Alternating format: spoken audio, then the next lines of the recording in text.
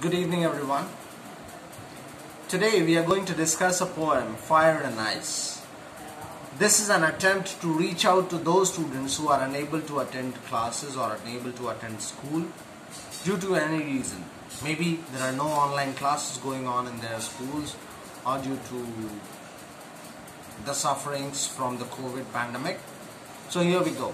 Fire and Ice, written by Robert Frost, is in the CBSE and the NCERT curriculum of Standard 10.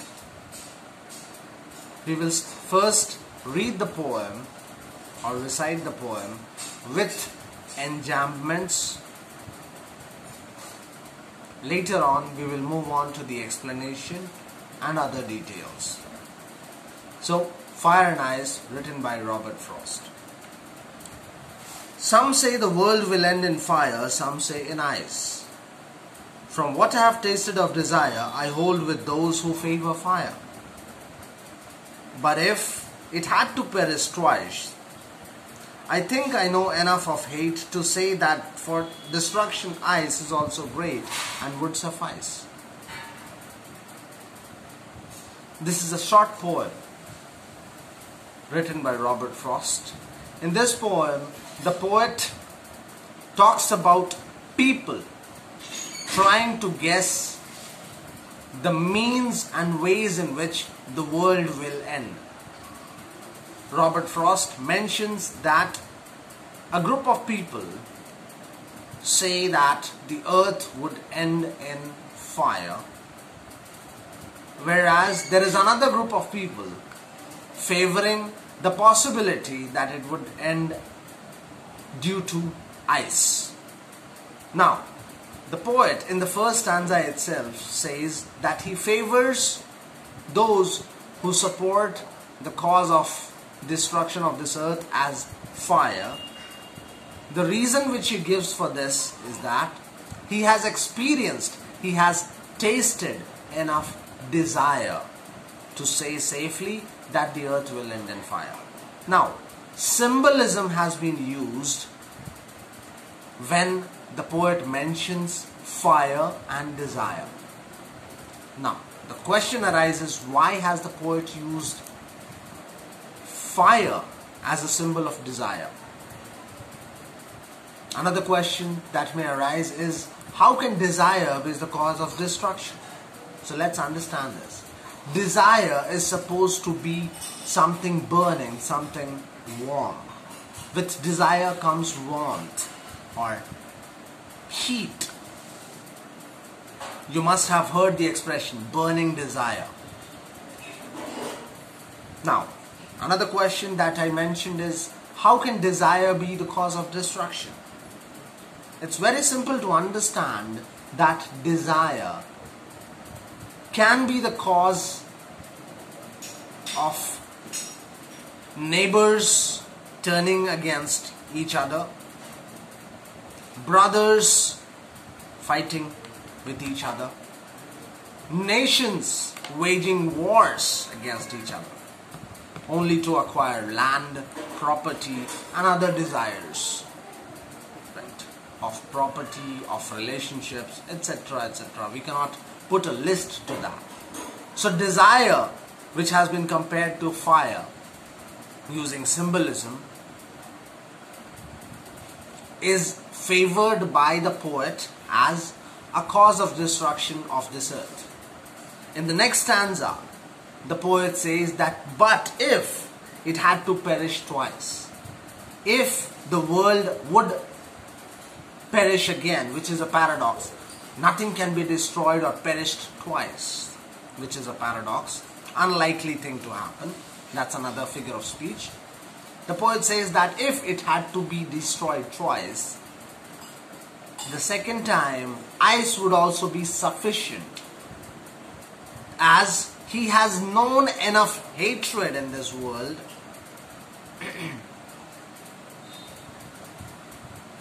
hatred, which has been compared to ice, is supposed to be cold, and it's easily understood that hatred can be a reason for this destruction as well.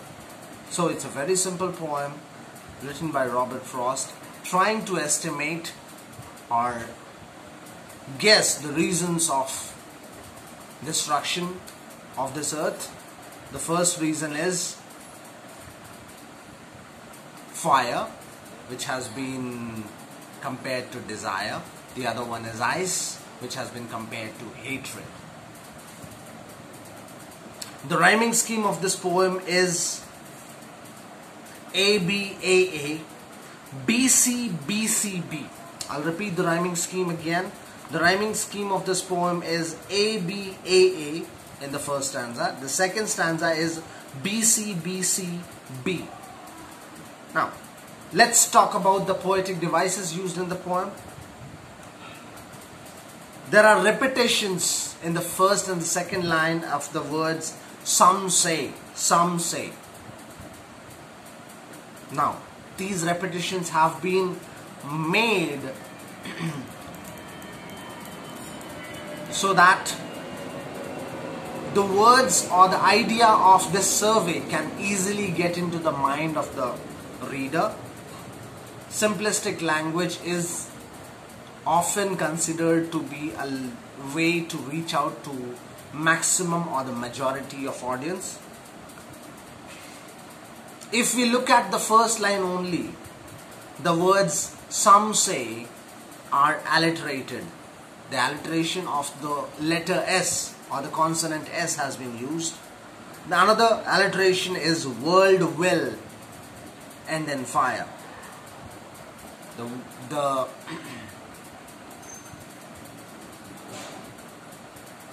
certainty of the destruction of this earth has been insisted upon or stressed upon by the usage of this alliteration. Now, symbolism has been used when the poet compares desire with fire. In the second stanza, the first line itself is a paradox, but if it had to perish twice, that's a paradox, that's an unlikely thing to happen. We know that nothing can be destroyed twice or nothing can be perished twice. If it is destroyed, it's destroyed. We cannot reconstruct and destroy it again naturally. If we reconstruct that, it won't be the same thing, or it won't be the same earth again. But if it had to perish twice, I think I know enough of hate. Now, the lines I think I know is anaphora. Anaphora is usage of simple lines or simple words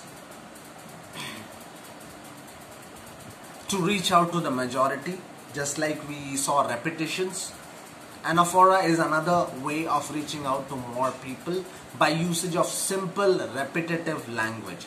I think I know enough of hate.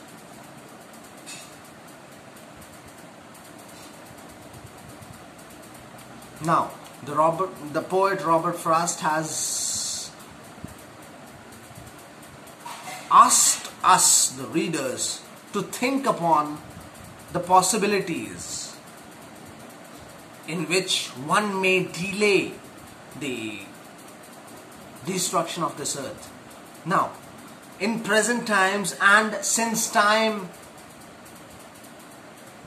immemorial, we have seen that people have been waging wars, people have been killing each other, destroying each other's lands, devouring each other's private properties, encroaching, killing, hacking, desiring, hating each other.